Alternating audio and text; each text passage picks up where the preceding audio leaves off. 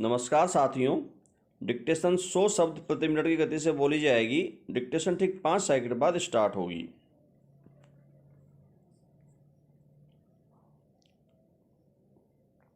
Start. सर्वोच्च न्यायालय ने महिलाओं के हक में बड़ा निर्णय दिया है विराम। इस फैसले से चारों ओर खुशी की लहर है विराम। न्यायालय ने कहा है कि पिता की पैतृक संपत्ति में बेटी का बेटे के बराबर का हक है, थोड़ा भी कम नहीं विराम। कोर्ट ने कहा कि बेटी जन्म के साथ ही पिता की संपत्ति में बराबर की हकदार हो जाती है विराम। जस्टिस अरुण मिश्रा की अगुवाई वाली 3 सदस्यीय पीठ ने यह ऐतिहासिक निर्णय सुनाया है विराम। सुप्रीम कोर्ट ने अपने अहम फैसले में हिंदू उत्तराधिकार अधिनियम की व्याख्या करते हुए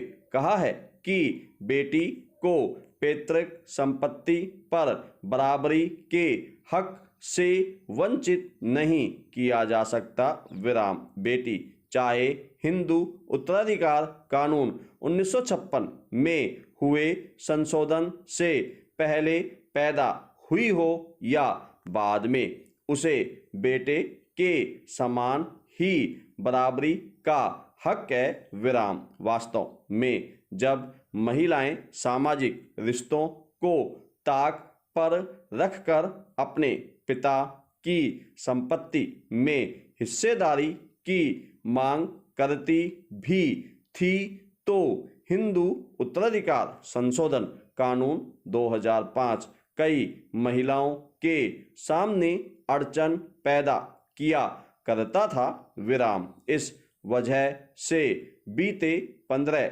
सालों में महिलाओं की एक बड़ी संख्या पैतृक संपत्ति में अपना अधिकार मांगने से वंचित रह गई विराम। पैरा। ताजा मामले में सुप्रीम कोर्ट के ही 2 फैसलों प्रकाश बनाम फूलमती और दनम्मा उर्फ सुमन सरपुर बनाम अमन में विरोधाभास के बाद कानूनी व्यवस्था तय करने के लिए मामला 3 न्यायाधीशों को भेजा गया था विराम। न्यायमूर्ति अरुण मिश्रा, एस अब्दुल नजीर और MR शाह की पीठ ने फैसले में कहा, चूंकि बेटी को जन्म से संपत्ति पर अधिकार प्राप्त होता है विराम, इसलिए संशोधित कानून लागू होने की तिथि को पिता का जीवित होना जरूरी नहीं है विराम। 3 सदस्यीय पीठ के अध्यक्ष जस्टिस अरुण मिश्रा ने यह दोहराया कि बेटा तब तक बेटा होता है जब तक उसे पत्नी नहीं मिलती है, लेकिन बेटी जीवन पर्यंत बेटी रहती है विराम। उनके कथन में बेटियों का अपने माता पिता के प्रति आजीवन स्नेह का भाव नजर आया विराम। उनके इस उद्गार से जाहिर होता है कि बेटियां अपने माता पिता से भावनात्मक रूप से बेटों के मुकाबले कहीं ज़्यादा जुड़ी होती हैं विराम। इस टिप्पणी में अतिशयोक्ति और अपवाद भी हो सकते हैं, लेकिन सर्वोच्च न्यायालय ने एक ऐसा न्यायिक सुधार किया है जो न सिर्फ बेटी को बराबर का पैतृक अधिकार देता है, बल्कि लैंगिक न्याय को भी नए सिरे से परिभाषित करता है। वर्ष 2000 में विधि आयोग ने एक रपट में उल्लेख किया कि आम आदमी के फायदे के लिए सभी तरह के संपत्ति कानून बनाने चाहिए, क्योंकि संपत्ति का अधिकार मनुष्य की आज़ादी और विकास के लिए बेहद महत्वपूर्ण है। विराम। आयोग ने उस कानून को बदलने की भी अनुशंसा की जो हिंदू अविभाजित संयुक्त परिवार में महिलाओं को सहकानूनी उत्तराधिकारी होने को रोकता है। विराम। तब तक यह अधिकार पुरुष वंशजों, उनकी माताओं, पत्नियों और अविवाहित बेटियों को ही हासिल था। विराम। बहरहाल 2005 में संसद ने आयोग की रपट का संज्ञान लिया तथा उसे स्वीकार करते हुए हिंदू उत्तराधिकार कानून 1956 में संशोधन पारित किया। विराम। नतीजतन बेटी को भी पैतृक संपत्ति में बराबर का हिस्सेदार मान लिया गया, लेकिन फिर एक पेच रह गया। विराम। पैरा। संशोधित कानून के मुताबिक यदि 9 सितंबर 2005 को बेटी का पिता जीवित होगा तभी कानून लागू होगा। विराम। पिता के द्विंगत होने की स्थिति में बेटी वंचित रहेगी। विराम। अब सर्वोच्च अदालत के 3 न्यायाधीशों की पीठ ने सभी भ्रमों, स्थितियों और सवालों पर विराम लगा दिया है। विराम। फैसला दिया गया कि पैतृक संपत्ति में सह हिस्सेदारी हिंदू महिला का जन्म से ही अधिकार है जिसे नकारा नहीं जा सकता। विराम। अगर वसीयत लिखने से पहले पिता की मौत हो जाती है तो सभी कानूनी उत्तराधिकारियों को उनकी संपत्ति पर समान अधिकार होगा। विराम। हिंदू उत्तराधिकार कानून में पुरुष उत्तराधिकारियों का 4 श्रेणियों में वर्गीकरण किया गया है और पिता की संपत्ति पर पहला हक पहली श्रेणी के उत्तराधिकारियों का होता है। विराम। इनमें विधवा बेटियां और बेटों के साथ साथ अन्य लोग आते हैं।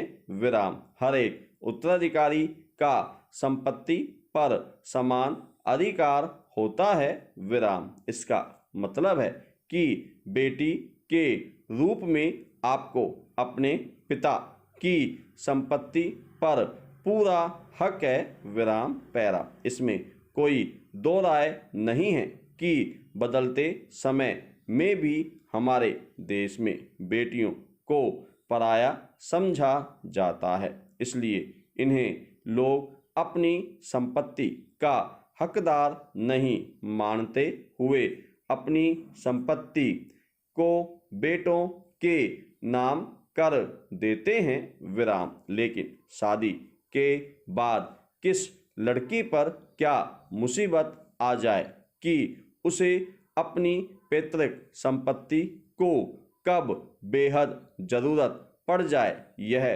कोई नहीं विचारता है।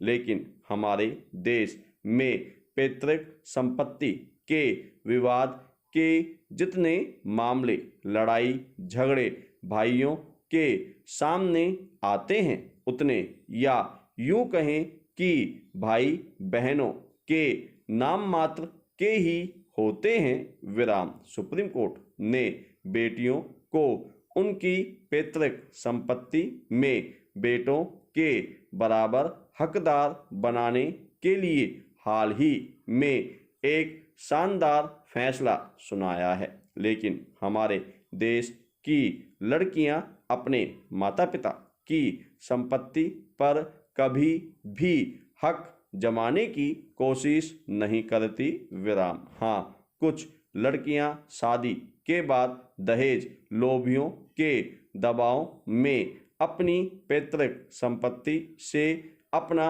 हिस्सा मांगने की मांग करती हूँ, लेकिन फिर भी सुप्रीम कोर्ट के इस फैसले से उन लड़कियों को राहत मिल सकती है जो किसी मजबूरी के कारण अपनी पैतृक संपत्ति पाना चाहती हो या फिर उनकी पैतृक संपत्ति के गलत रिश्तेदारों, रास्ता भटक चुके भाइयों द्वारा इसका दुरुपयोग का खतरा हो, विराम पैरा। सामाजिक ढांचा और कानूनी पक्ष यह है कि बेटी का ससुराल की संपत्ति में भी कोई अधिकार नहीं होता, विराम। विवाह में कटुता आने पर पति अपनी आर्थिक स्थिति के हिसाब से महज गुजारा भत्ता ही देता है, मगर ससुराल की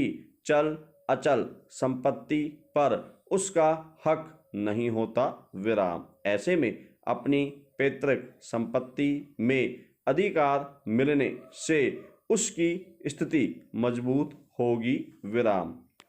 कोर्ट ने इस मामले में सरकार का पक्ष भी जानना चाहा था और सरकार की ओर से सॉलिसिटर जनरल ने केस में कोर्ट के फैसले पर सहमति जताते हुए इसे बेटियों का मौलिक अधिकार जैसा माना, विराम। सर्वोच्च न्यायालय से ये फैसला आते ही सोशल मीडिया में तमाम प्रतिक्रियाएं हुई, विराम। किसी ने इसे उनके सम्मान से जोड़ा तो कोई इसे बराबरी का हक अधिकार मान रहा है, विराम। खैर, हर किसी ने तहे दिल से इसको अपनाया, जो दर्शाता है कि अब लोगों की सोच में काफ़ी बदलाव आ रहा है, विराम। असल में यह फैसला बदलती सोच का प्रतीक है, विराम। बेटी अपना हक ले या छोड़े यह उसका फैसला होगा, विराम। अगर उसे जरूरत हो और तब भी उसे अधिकार न मिले तो यह अन्याय होगा, विराम पैरा। सांसद व वकील मीनाक्षी लेखी के शब्दों में इस फैसले को खुशी से स्वीकार किया जा रहा है, विराम। यह हमारे परिवार और समाज की ताकत दिखाता है कि समय के अनुसार हमें बदलना भी आता है, विराम। बराबरी के अधिकार को हम सही मायनों में मानते हैं और नियमों के अनुसार अपनी जिंदगी को बदलने की क्षमता रखते हैं, विराम। अब यह देखना होगा कि सुप्रीम कोर्ट के इस फैसले पर कितने लोग अमल करते हुए बेटा बेटी में अंतर न समझते हुए अपनी बेटी या बेटियों को भी पैतृक संपत्ति का उत्तराधिकारी बनाते हैं। कानून के जानकार मानते हैं कि भारतीय सामाजिक स्थिति के मद्देनजर यह एक महत्वपूर्ण फैसला है जिसके दूरगामी परिणाम सामने आएंगे और इससे महिलाओं की समाज में स्थिति मजबूत होगी, विराम। निश्चय ही शीर्ष अदालत के फैसले से विवाहित बेटियों को संबल मिलेगा, विराम। देखा जाए तो यह निर्णय तो संविधान में तब जोड़ा जाना चाहिए था जब संविधान पर बहस चल रही थी और समानता को मौलिक अधिकार की श्रेणी में रखा गया था, विराम। चलिए, देर आयद दुरुस्त आयद, विराम। धन्यवाद साथियों।